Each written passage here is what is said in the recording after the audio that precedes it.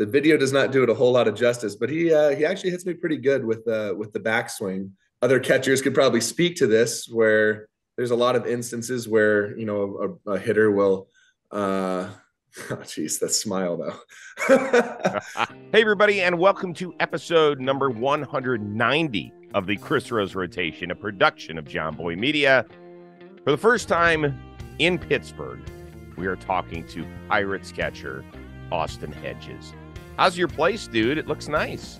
It is. It is nice. It makes me feel young again. We're in kind of like the happening young college scene area of Pittsburgh. So, we have not done too much exploring out to see what it's all about, but it sounds fun right around 1:32 a.m. every night. It sounds like everyone's having a great time right around my house. Oh, come on, dude. You didn't do any research beforehand? Dude, we did so much research. We did all the research. We had like 5 places fall through, but we have a normal sized dog and we have a horse dog, as you know, and right. It makes it a little bit difficult to get some places. We had one place, actually, we did the whole service animal thing to like allow him to do some things, which, is kind of a loophole in the system. And the apartment complex was going to let us live there. But the HOA stepped in and hired a lawyer to look into, they wanted to know what service our dogs provided. And I was like, oh my God, no, we're out. Called our bluff. We're out. We'll move on somewhere else. How did that conversation go, by the way, when the lawyer gets involved? Were you like, you know what? We just don't love the area. That's exactly what it is. I took my cards and I just dropped them. I was like, no, you know what? I'm out. I can't call that. That's too good. By the way, I only know of Bruce Wayne. Who's the other dog? My black lab, Bo Jackson. Oh, Bo. Right. Bo's the OG. Bo's 10. Had Bo for forever. So he's good. No one worries about him. But yeah, Bruce is a little bit different. So do you, and Maggie's your wife, right? Yeah. Right. Okay. So like when it's 1:30 a.m. and people are partying outside, do you two look at each other and go, what the we do? No, you know what? We've been able to sleep through it. It's, it's probably around our bedtime anyways. I feel like right around like 1:32 is kind of that sweet spot for me anyways. Okay. And it's not too bad. It's the house is great. It's good for the dogs. It's in a good spot. There's all kinds of stuff around it. So we'll be fine. And in one of these days we'll get out and we'll just make some noise with the youngins out there. That away. Good. Yeah. You guys are off to a great start. As we speak, you have the best record in the National League. So outstanding job by you and all those mighty young buccos and some of the older guys that they have brought into the lineup. So we'll focus on that. But I know that obviously as a guy who's primarily known for his defense, it would be your goal and a dream to win a Gold Glove, which is great. But we here at the Rose Rotation are thinking of putting you in a different category. Best performance by a baseball stuntman, when somehow I think you drew an interference call when you tripped yourself. What the hell happened here? This got way more publicity than I would have imagined. To break it down quite simply, I go to throw, and he's kind of steps in front of me, and his on his backswing, the barrel of his bat hits my left bicep. The video does not do it a whole lot of justice, but he actually hits me pretty good with the backswing, and other catchers could probably speak to this, where there's a lot of instances where, a hitter will, oh geez, that smile though.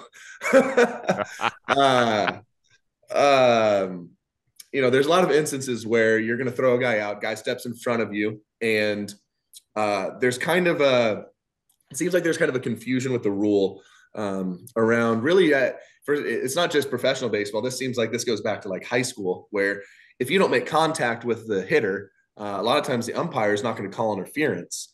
And so for me, a lot of times when I'm going to throw that ball, I got to be careful. If I go hit that guy, we're talking about, maybe breaking a finger on a helmet or on anything, and I'm trying to throw a guy out. There could be an error. I could hurt myself.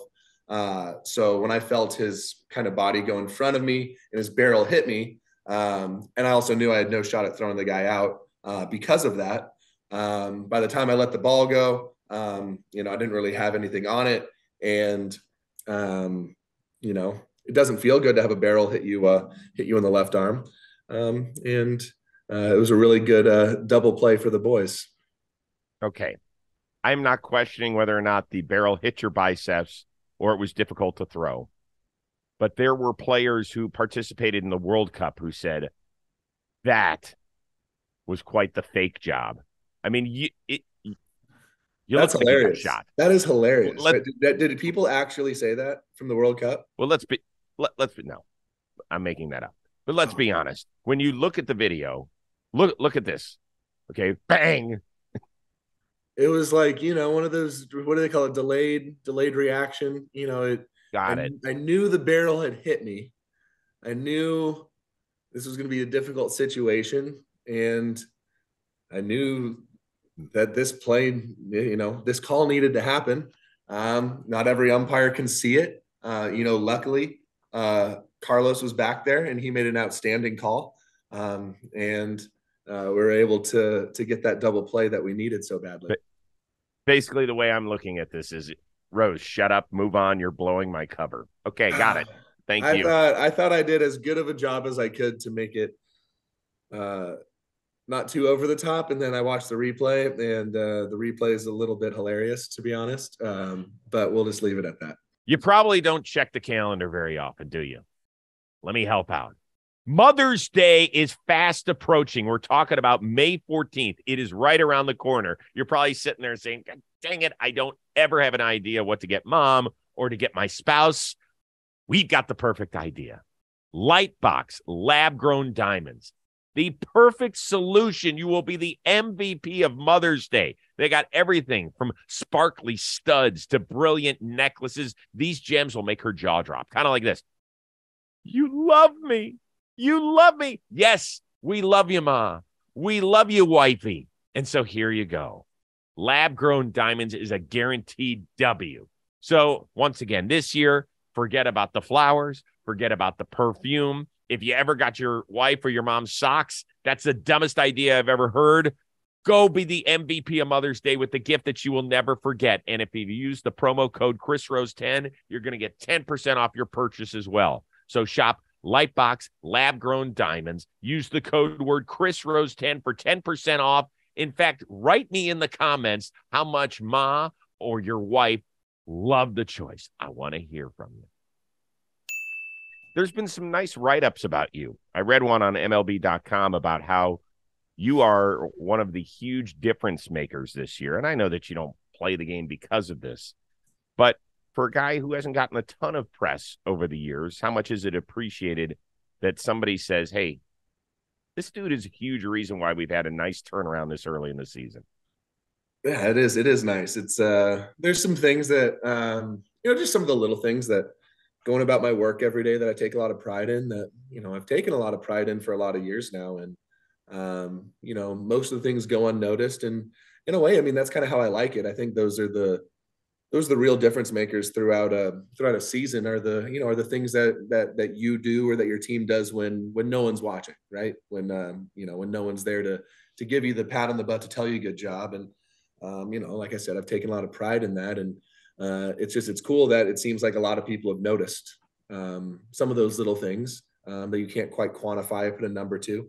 And it helps keep me going, right? It's a hard sport. It's a grind that, sometimes you need some reassurance from people to motivate you to keep going, especially when, the sexy numbers out there, and that most people in the game appreciate, are not necessarily in my box score. It's nice to hear it for sure. You guys are off to a great start, as we talked about. This is a very different situation, in my opinion, than the one you were in the last couple of years in Cleveland. As we documented last season on the show, that was far and away the youngest team, in fact, younger than the average AAA roster. Here you join a team which does have some young talent that's certainly on its way to developing. But you bring back one of the legendary stars in Andrew McCutchen. Carlos Santana has played a lot of meaningful baseball in his career. Brian Reynolds has been around and has been an all-star before. There are guys on this team that have tasted some success, whether it's individual or team. But there's still a lot of people who say, okay, we're a month into this thing. Let's just slow our roll. Why should we believe that the Pirates can sustain this? Well, the thing that I think I keep trying to remind a lot of our young guys right now is to get to the playoffs, to be a winning ball club, we don't have to do anything different. A lot of times with a young club, things kind of happen, and maybe you're just rolling through teams. Your bats are hot, right? You have like a couple week long stretch where you just can't get out, or you're not hitting, and your pitching just is the best for a short period of time. I think the cool thing with what we're doing is we're kind of hitting on all cylinders, and we're not just winning in one facet of the game.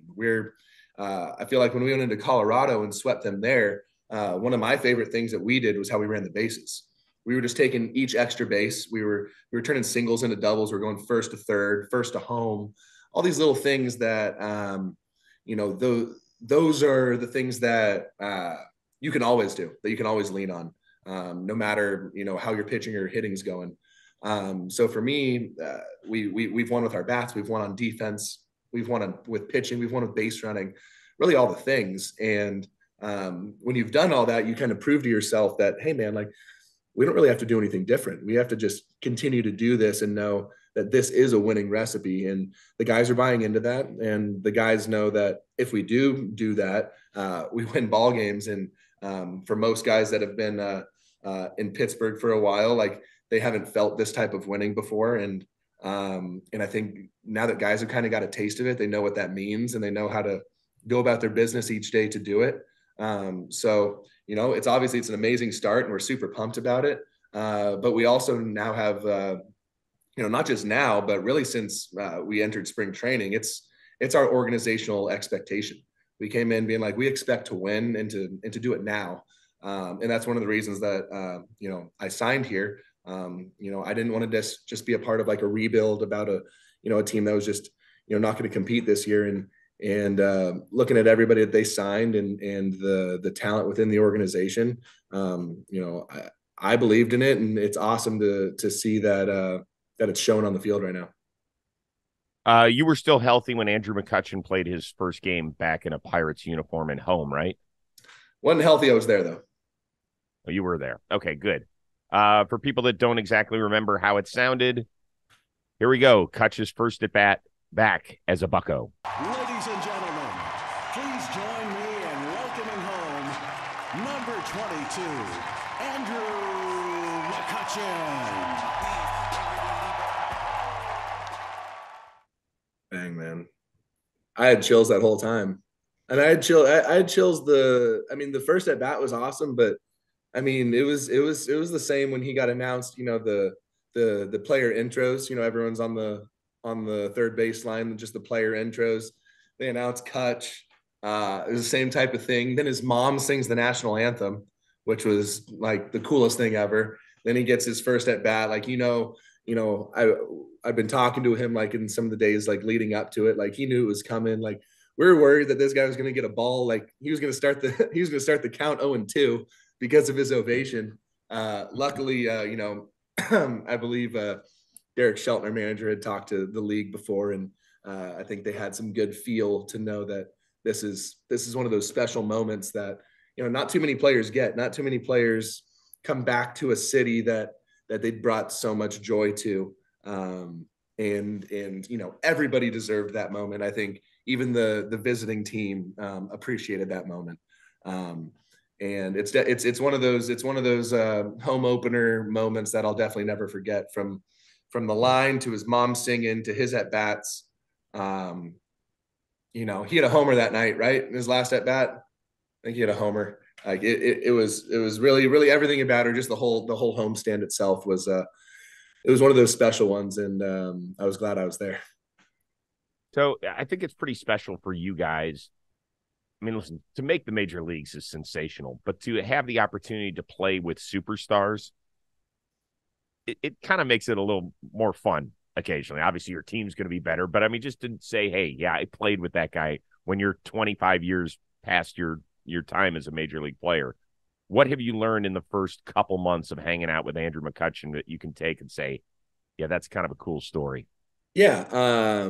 Well, I've got a handful because I try to pick his brain as much as I can because I've been fortunate enough to play this game for a while, and I've played with some amazing players, but I've never played with an MVP. I could go down some lists of some Manny Machados, of some Jose Ramirez, Francisco Lindor, like some really really special baseball players that aren't MVPs, right? And Andrew McCutchen's MVP of baseball. That is something that's about as impressive as it gets to me in any sport. And so, for me, like I try and pick his brain on just, what's, first of all, just not just what was going well when you were at your best, but what do what's your journey been like? Because it's been a grind for him.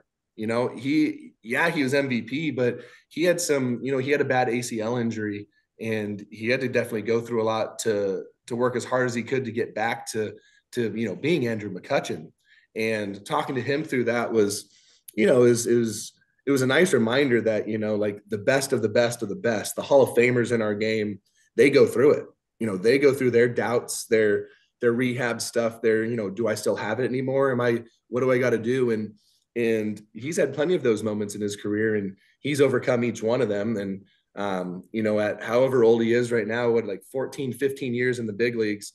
I mean, this guy looks like prime Andrew McCutchen to me. And it's so impressive. And so, I mean, any chance I get, I try and talk hitting with him, mostly. And the main thing that stuck out to me was what he does when he steps into the batting cage to start his routine, from tee to flips to batting practice to game. It's the same thing. He does, this is what I'm doing, and I'm doing each thing the exact same thing. And he does it. When I go, I'll watch him work. His T swings into his flip swings, into his BP, into the game. It's like it's the same thing, the same intent, the same plan. And that type of consistency is, first of all, it's really, really hard to do on a daily basis in a game where we're playing every day. To even think to do that is one thing, and then to go actually do it, to live it is super impressive. And it's been super, it's been very inspirational to me. And I've been trying to do that in my work as well. And I've been feeling really good about it, actually. And there's it's a lot of credit goes to him and the influence that he has on, not just on me, but on our team in itself. Cool stuff. Are you a little bit like the Rose family? You want to make dinner. You don't want to spend the money on going out or bringing the food in, but you don't want the pain of creating a huge meal that creates a mess and takes hours in the kitchen. That's where HelloFresh can lend a helping hand or two.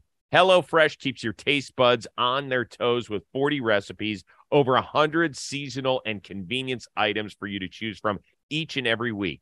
And guess what? In the month of May, HelloFresh is celebrating Asian American and Pacific Islander Heritage Month. If you've ever tasted that sort of food, you know it is so yummy in your belly. And try for a limited time authentic recipes created in partnership with Serbi Sani, and enjoy a cultural taste tour right in your very own kitchen. No worries if you're not a pro, right? We try and cook at least 5 nights a week. We stare at each other. We're like, do we really want to make this? When HelloFresh sends it right to your door, there's no problems whatsoever. It comes in the nifty little box. It's almost like it's a gift for you. You get so darn excited. You rip the box open. You're like, yes, this is what we're making. You turn it into a festival, a partnership with that someone special in your life. That's how we do it. So head on over to HelloFresh.com/rotation16. So use that code rotation16 for 16 free meals plus free shipping. That is HelloFresh.com/rotation16. Start using America's #1 meal kit today. One thing you did change this year was your walk-up song. What are you going with now? Fat Bottom Girls. Freddie Mercury, baby. Do you hear it when you're you're walking up to the plate? Do you hear the music, or are you so laser focused? Oh no, it's the only thing I do here. It's the best. Walk-up songs. I mean, it's one of the shitty things about, first of all, the pitch clock, if we want to get into that, first of all, I don't really care what a whole lot of people say. It's awesome. And the games are going by real fast. And It's great. We don't need to get into too much detail about it, but most guys I talk to, it's all right. We're doing good, but it does take away from about 10, 15 seconds of walk-up song material. And that is frustrating.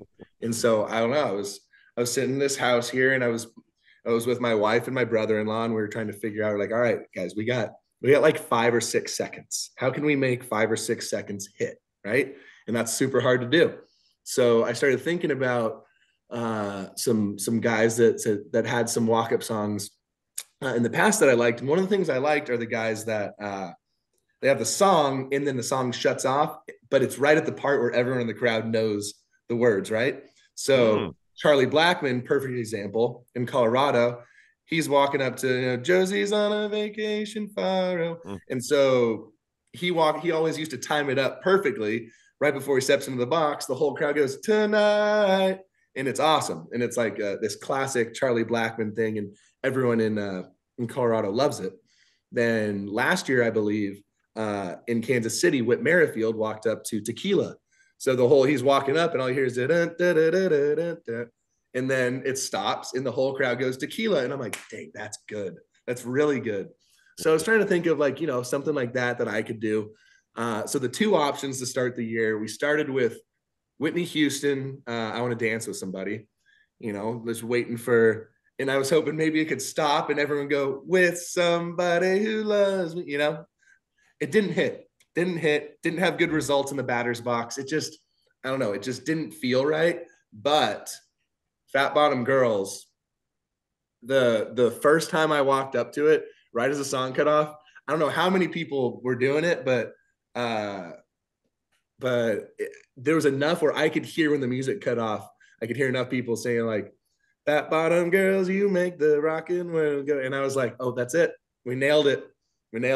And got a couple good compliments from walked up to Luke Maley was catching the other day, and he said, hey, great walk-up song. I'm on this one. So anytime I get my brother's acknowledgement, I knew it was a good one. That's great. Now what you have to do is get rid of the beard, just keep the stash, and walk up in a white tank and jeans, and you'll be perfect. Oh, Players Weekend. Maybe they'll let me do that for Players Weekend. Full Freddie Mercury. Mm-hmm.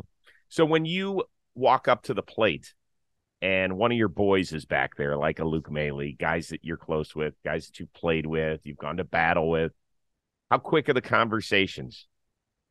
Too quick now. Too quick. So, probably 2 of my best friends in the game play for the Reds, and Will Myers and Luke Maley. So we just played the Reds for 4 games. So it's, you really just get your, like, one little jab. Instead of a quick conversation, now it's just like, fuck you, bro. You don't really get a whole lot, so you just kind of go for it. The conversations end up happening like mid at bat. Something funny happens, like I fouled a ball off the other day, and it hit Luke right in the stomach, like foul ball. And he's like, oh, and I was like, oh, you all right, bro? He's like, oh, right in the abdomen. And our thing in Cleveland was, if one of us was catching, like, you're staying in the game, so rub some dirt on it. So wherever it was, like, you get hit in the head, you rub some dirt on it. And so I just turned around, I was like, rub some dirt on it. He physically grabbed dirt, started rubbing his stomach. I was like, attaboy, you're good. You're good. Oh, that's funny. All right, I do want to get to the pitch clock. We're here. We might as well discuss. What do you love most about it? The pace, man. I haven't talked to a lot of people. I don't even know if this take is a good take for whatever people in the baseball world want it to be. But to be fully honest, the feedback that I have heard and the way that I'm going and kind of seeing it, I like it. And I like it a lot. I like the pace, and I like when we're done with games. My goodness, I've been getting home. We have these 6:35 Pittsburgh games, and I'm home at 9:30. And there's something about how, like, your body's recovering, the time, if I want to be in bed at, I think like a normal, like, night game bedtime for a ball player is like probably like 2 o'clock. Like, that's pretty normal for falling asleep. And for most of my career, I picture getting home at 11 and 11:30 sometimes. And that's no time to spend with your family. It's no time to recover. It feels like you get done with the game, you eat, you come home, you go to bed, you wake up, you do it again. And in this year, it seems like we got a little more time to, watch your shows, hang out with your boys, hang out with your family, whatever you want to do. And I don't know, you look up and it's the sixth inning when it feels like it probably should be the third inning. And there's just there's kind of the strategy with it too is fun to me. You got to make quick, efficient decisions in game calling. That, at least for me, I feel like gives guys that can and want to make those decisions quickly, or there's a penalty for not being able to make these decisions.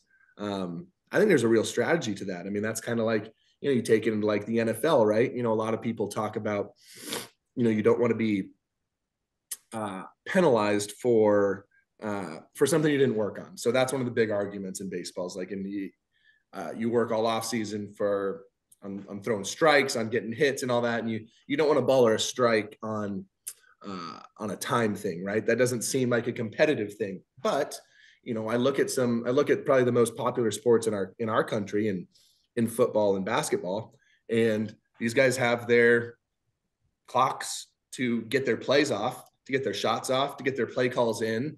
I'm sure it would be a different football game if Bill Belichick had as long as he wanted to draw up the most perfect play of all time. But in reality, he's got 40 seconds on a play clock to get this in, to get the right personnel in, to make this play.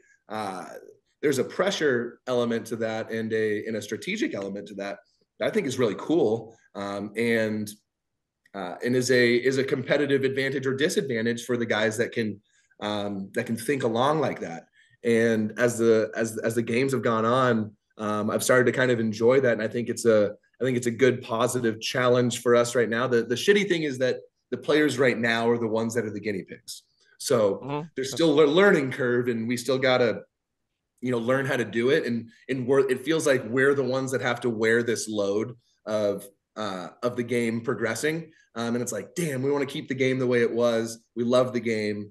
And now we have to deal with all this bullshit that we're not used to. And it's going to hurt our numbers, going to take money out of our pockets. There's good arguments, but if I'm looking at this game when we're done, and ideally that's how we got to look at this game, especially as a union. We look back to the guys that did the strike in 94, 95, whatever that was.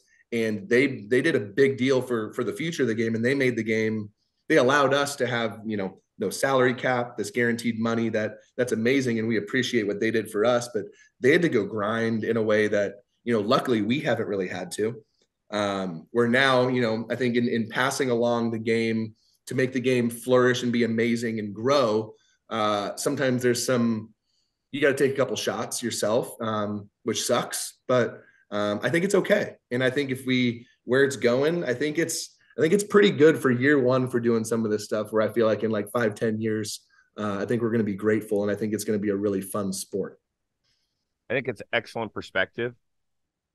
I will tell you, as a lifelong fan, I love it. In fact, last night I had the first opportunity to watch baseball with our oldest son, who's 22 and is a huge baseball fan and works in it as well. And we were sitting there and we were watching the 8 games at once. And we looked up and we couldn't believe how many games were in the 7th inning. It was like 5:30 local time. And we looked up and we're like, holy shit, the games are flying by. And I said, do you like it? And he goes, I love it. I said, I love it. And we all kind of feel the same way about that. Trevor May, who of course is a member of the Rose Rotation, was very frustrated and has been frustrated and has been openly critical about it. He said he felt like if it was 20 seconds universal, meaning when nobody was on base and when people were on base, that would allow him to do his job better, meaning shake off signs, work with a young catcher. Not everybody's Austin Hedges back there. There are young guys who are trying to figure out how to call games and get guys out at this level. Is there something to what he's saying about that we have lost that aspect? Yes, 100%. That's a great point. It's not perfect. It's definitely not perfect yet. I wish the communication between the union, the players in the league was it was able to work together a little bit better on this, because I feel like it seems to me the guys that don't like the pitch clock, the simple solution is just adding a handful more seconds. Not 30 more seconds, but whatever that 15, make it 15, make it 20, make it 25. Like those would still keep the game at this pace, at this amazing pace that we're going at, while also, allowing a guy to be able to shake off 3 or 4 times if he needs to, or to be able to, throw a bad pitch, go grab some rosin, take a deep breath, reset himself. The little things that I know, especially pitchers, have worked on for their whole lives. So I think that's definitely it's a solution that I think could help a lot of problems for the guys that aren't really sure about the pitch clock in itself. And I think that could be a good idea. And I don't know what that exact number would be, but I think, a handful more seconds, or just a consistent amount of time where it's not runners on base and nobody on. It's just, this is the play clock, this is the pitch clock, whatever you want to call it. And, this is a safe amount of time, but it also keeps the ball moving to guys have to work efficiently. Today's episode is sponsored by Shady Rays. I want you to take on the sun with gear that is built to last. Our friends at Shady Rays, they have you covered with these things. Premium polarized shades at a very affordable price. In fact, Shady Rays offers a world-class product just as good as any of those expensive pairs, except you know what? It keeps the cash in your wallet. They got durable frames. They've got extremely clear optics as well. And that's not all. You've heard me talk about this all the time, and it's no joke. Shady Rays offers the most insane protection in the history of eyewear. Every pair of sunglasses is backed by lost and broken replacements. So what does that mean? If you lose them, if you break them, even on day one, you call up, you say, I can't believe this. And they go, Rose, did it happen again? And I'll say, yes, it happened again. I sat on my sunglasses. They don't care. They don't judge. They just ship you a new pair of Shady Rays. No questions asked. And exclusively for our listeners, Shady Rays is giving out their best deal of the season. So I want you to head on over to shadyrays.com. Use the code word ROSE. You're going to get 50% off 2+ pair of polarized sunglasses. And when you break those and you lose those, you just call them up and you say, I need another pair. And they send them right to your door. How awesome is that? It's unbelievable. Thanks to Shady Rays. You have the joy of being able to catch one of the veterans in baseball in Rich Hill. He's actually closer to my age than he is your age. And he's a former guest on this show. He's super funny, super smart. And when he gets in between the lines, I think the guy yells fuck more than anybody I've ever heard.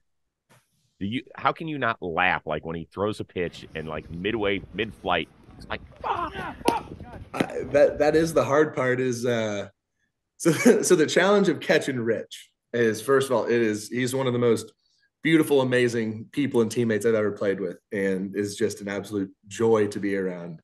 So when he pitches, it's quite the challenge to lead and to really just get on the same page and flow with him, because this is a guy that I'm trying to learn a lot from. This is a guy that's thrown so many thousands of pitches in big situations in so many organizations that, there's so much for me to learn from. But in trying to get on the same page as him can be difficult, because he's the most locked in bad motherfucker on the mound that I've ever seen. Like, it is his world completely changes between the lines.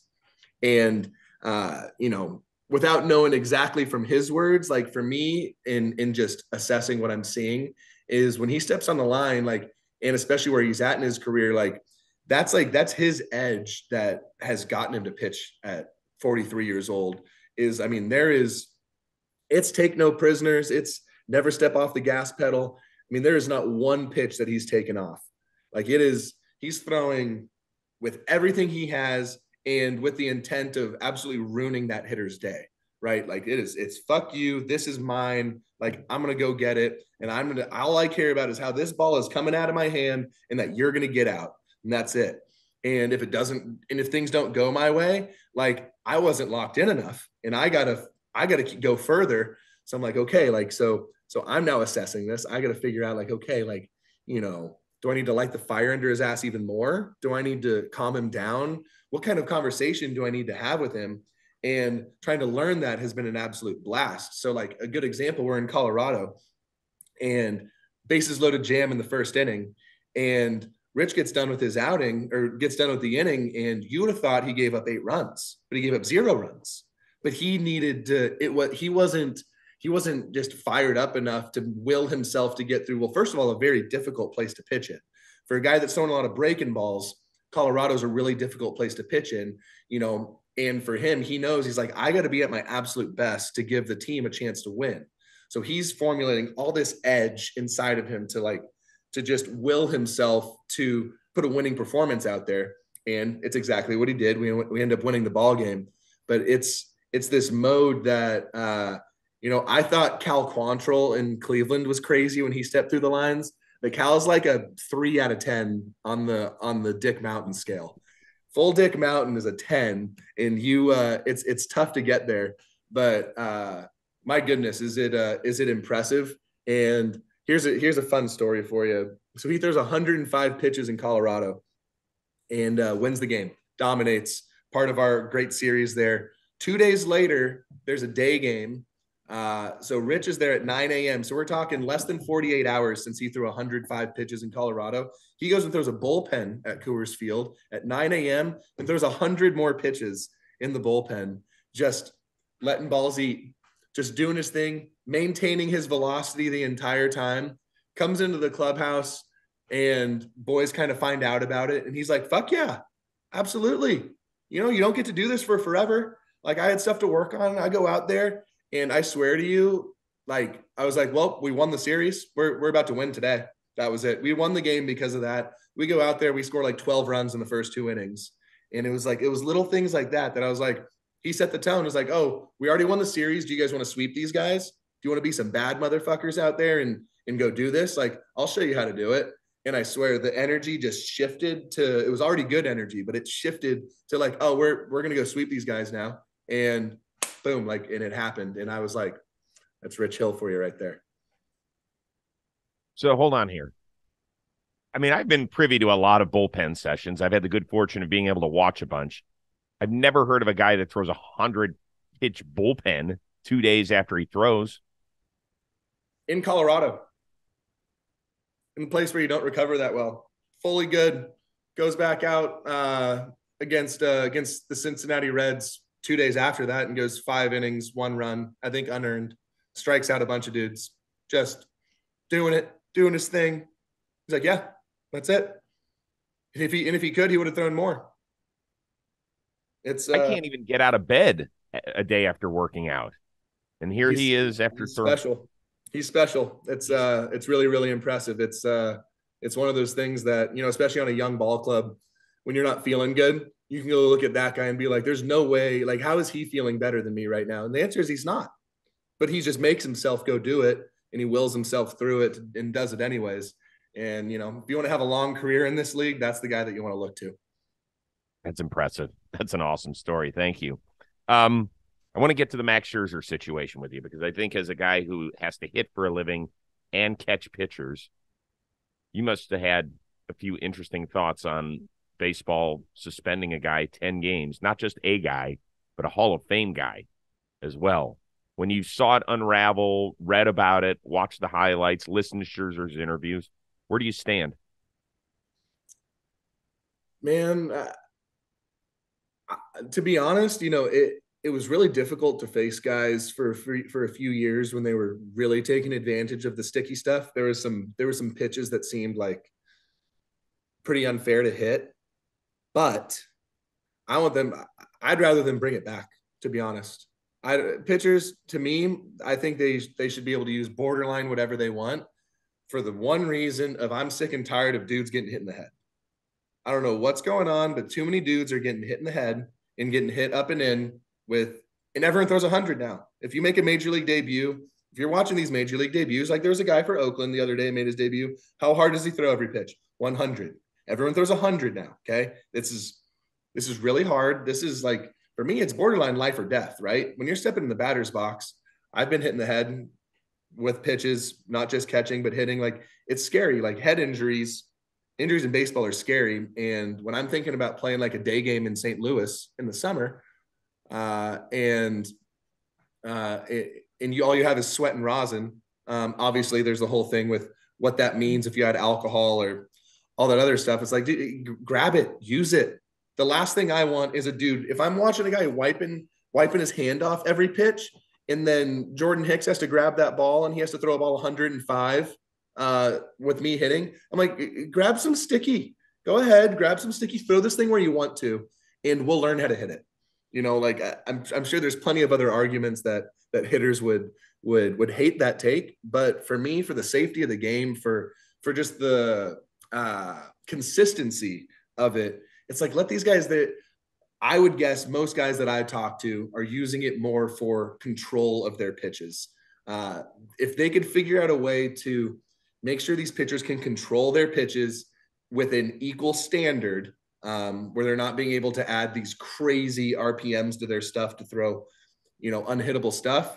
I would like to see us be able to do that, because it seems like it's either crazy sticky, you can't get a hit, or nothing at all. And now pitchers are losing some baseballs, and I just don't like it. There's a lot of other sports, and you look at hitting with Pinter. There's all kinds of sports that use things, and for some reason baseball and pitching seems to be the one thing where guys know, since hitting's the hardest thing in the world, it seems like you can't help the pitchers out anymore. But for me, it's a safety thing, and it's such this sketchy battle of like who's using it, who's not. It's like it's a tiring act, to be honest. Like, I'm sick and tired of even like thinking about talking about it. But with how hard guys are throwing, like I just want guys to be able to command the ball, to be honest. Do you look at Max Scherzer any differently today than you did a week ago? Not even a little bit. Not even a little bit.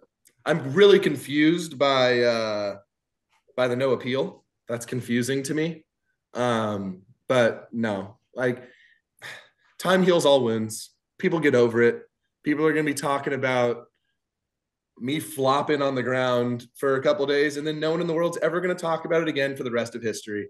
People are going to talk about guys that have cheated in this sport, and then they're going to start hitting some homers, and people are going to forget about it for the rest of history. People forget. People just care about the most relevant thing right now, and the thing that causes it to stir up and causes controversy. And let's have our controversy. Let's butt heads because we're addicted to that. And then we move on and we find the next one. So this is one of those ones that Max Scherzer is going to come out and he's going to start shoving on the mound again. And people are going to forget. And people that are annoyed with him are going to keep bringing up the sticky thing just because they're just annoyed with his success. But, Pinter, rosin and sweat and alcohol are not the reason Max Scherzer is a Hall of Famer, arguably one of the greatest right-hand pitchers in the history of our sport. So there's nothing to take away from his career, what he's doing. Like I said, give it a month and we're never going to be talking about it again. I know you don't like talking about it, but I will. My biggest problem is the lack of consistency and transparency from the league standpoint. Because a few days before Scherzer, we had Domingo Germán get stopped in New York in between innings, not an appeal by Rocco Baldelli and the Twins, but the umpires telling him, hey, clean your hands. He came back out. They didn't like it. They let him go. But Scherzer, they tell him clean his hands. He does. He washes with alcohol, reportedly in front of an MLB official. There's no consistency. And the league thinks it's okay to just issue a statement and then move on. I want somebody in front of a camera answering questions so that we as fans, you guys as players, management can understand exactly what is okay and what's not okay. Like, I didn't know that he shouldn't have been using alcohol to clean his hands. Plouffe is like, nobody uses alcohol to clean their hands. They use that stuff where I don't know what it is. They spray it on their arms to get all the sticky stuff and the tape off of. Yeah, like, the tape remover. Yeah, you're right. You're exactly right. That's one of the disappointing things that goes on in our sport. And, it's one of the things that I touched on last year when I had an interview that was a little bit controversial in talking about some accountability from the league. And, I think that was taken a little bit out of context for a minute when some people took it like it was an attack on umpires, and the reality was it was an accountability conversation for Major League Baseball for that specific reason. Like you said, like there's what we get is a statement or someone on MLB Network telling us about that statement with no accountability whatsoever for how they're handling things on a consistent basis, I think, to your point. And it would be nice if there was some type of consistent accountability or just a face or a voice from their side that was, that had to come and be public, that had to go on national television and say some things that are going to make him get some nasty, nasty responses and have to deal with it. But it seems like there's none of that. All we have are players and their opinions, and then the written statement from the league, which is pretty unfair. And we all know who's going to get the worst side of that, and that's going to be the player. The players always get made out to be the villains because they're the ones that have to stand up for themselves on whatever platform they have. And it doesn't seem like the league is doing the same thing because they don't have to. They just flat out don't have to. They make all the decisions. They don't fine themselves for making wrong decisions. They just move forward. And if they do, I don't know. They're not treating it as publicly as they would with like a Scherzer situation. But if there could be some type of thing with, we're watching guys go in. Some guys grab a pitcher's hand and it's a quick rub. Someone's a deep rub. Some are, absolutely shoving their whole hand into the glove. And then you got one umpire making all of the calls on the sticky, all 3 times. I believe I read, like, it's like, man, dude, like, that's not good. That's just not good. It's a bad look. And something different needs to happen about it. And sadly, I don't think it's going to happen. It's just not going to happen. No, we can bitch and complain about it all we want, but it's not going to happen. Why? Because they don't have to. They go, yeah, that's a good point. Rob Manfred makes his rounds to every team in the league at some point and has a conversation about things. And he hears our points. And then what's he going to go do? Nothing about it. He doesn't have to.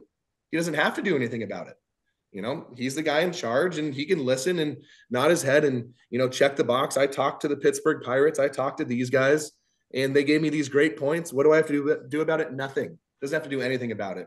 And, nothing's going to change with that. So time for us to kind of just accept it and be like, that's what's going to happen. Does it make it right? No. But sadly, that's where we're at. And it's going to take some serious, serious change moving forward to make something different happen. You have stated several times on this show that your job is to make pitchers as much money as possible. Like, you take it personally when guys get their balls kicked in, and that makes you feel like shit. You also have to hit for a living. Have you ever had, and I don't need a name here, but have you ever had a situation where a guy has been loading up the baseball so much where you have to pull him aside and you're like, dude, come on, enough? No, that's I don't think that's my place. I definitely know of guys that to be honest, I try and not really know. Like, I see what I see, but I don't really have conversations about it. It's like, dude, do whatever you got to do to go get your outs. And, it doesn't have anything to do with me. So like, it's better that I don't know. So I try not to even really pay too much attention. But right? I mean, catchers I have an idea. Don't they? I have a really good idea, but it's not like there's a discussion like, hey, Hedgie, I'm loading up with this spider tack. If you catch one that's too sticky, rub some dirt on it, right? Like, I've never had one of those conversations. And I'd rather not. It's like, if you go do whatever you got to do, and I'm gonna try and help you make as much money as possible. And it's better off that I don't know. You just go do it, and whatever you want to go do is up to you. Fair enough.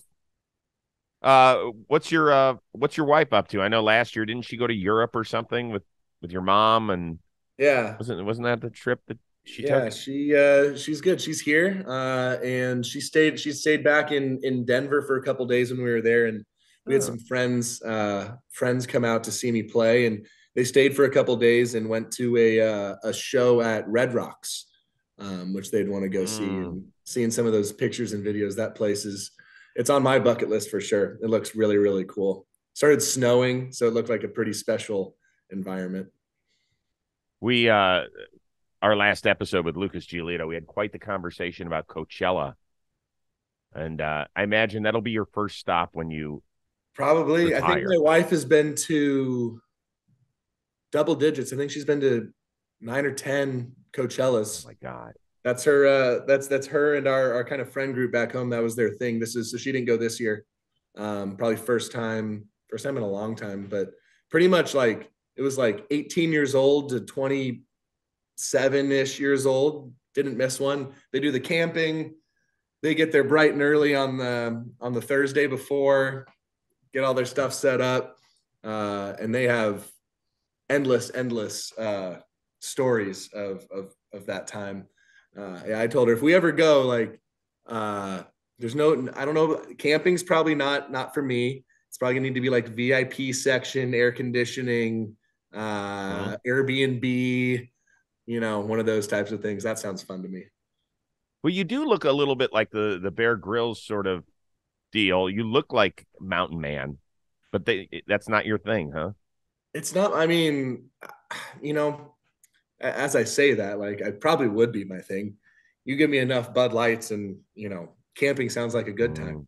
So I'd probably go try it for a day. And, it seems like it'd be, I'd like it for a day, but my body definitely doesn't recover like it used to the next day. And that's a 4-day journey of nonstop partying. I think I could maybe handle a day, but I don't know about 4. Yeah, by the time you're done playing, you might be 48, and you get out there. There's no chance. No chance I'm playing until I'm 48, Rosie. No chance. Just checking. I thought maybe Rich Hill inspired you. No. Could you play a day game after a night game? Oh, yeah. Sure. You could? Not all the time, but there's plenty of times where I'm feeling good enough. Day game after a night game isn't the worst thing in the world. It just, a lot of times, if I'm starting, especially for like a series, like already playing, like if I'd already played 2 or 3 games in a row, that might be kind of tough. But if it's like, if I got like an off day, night game, day game, that's not the worst thing in the world. It's just, you just gotta, it's one of those, you got to Rich Hill that one. You just got to talk yourself into it that you're feeling good and you just go for it. Which I kind of like sometimes. Sometimes I feel like as a ball player, we get to the field too early.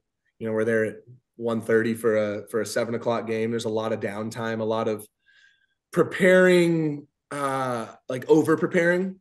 And sometimes just, the only thing that matters is pitch 1, right? Is 7 o'clock.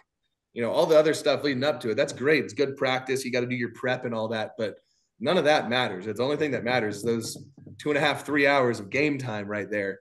And, sometimes what I've noticed is with myself and with other people is we burn out a lot of our intensity in those hours leading up to it. You go to your cage work or you go do your catch play, your weightlifting, your mobility, a lot of things that you're working really hard at. And that requires effort and intensity to go practice, to go do those drills or whatever they are. And, if say you get your tank is full at 1 o'clock of intensity for the day, you go work your ass off for a couple hours. You can't just say your intensity is at 100% full at 7 o'clock. It might be 90. So that's really good, but damn it, man, I want 100.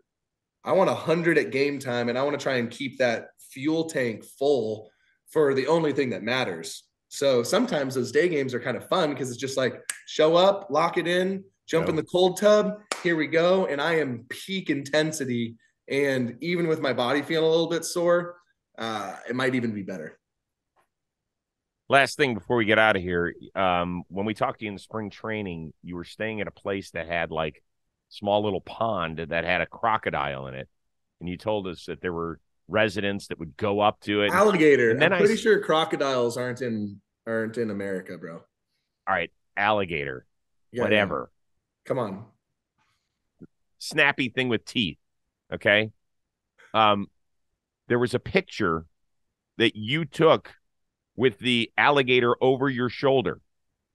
Remember that? You put it on your social media? Yes, I do remember that.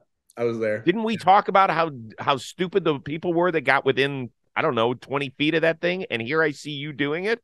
It was stupid. It was the stupidest thing I might have ever done my whole life. Those pictures were like, this is what the picture is like. I was like, here's the alligator. And I was like, cheese, right back to it.